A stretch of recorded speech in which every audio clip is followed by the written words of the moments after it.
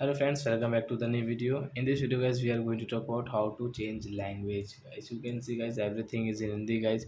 You want in English guys, so guys you can change this language in your Oppo K10 phone. And guys, let's see how to change it.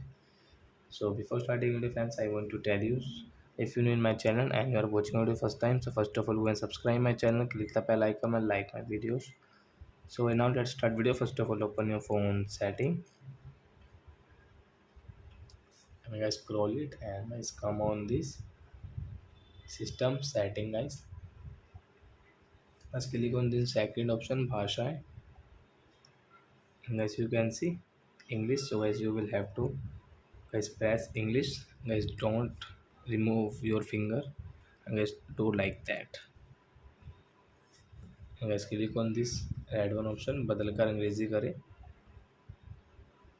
That's it guys. So as you can see guys, language has changed. Now everything is English in our Oppo phone. So I hope friends you have understood how to change language in Oppo K10 phone. So that's it guys. Thanks for watching my video. Now we will meet on next video with new topic. Before guys, please go and like, go to subscribe my channel.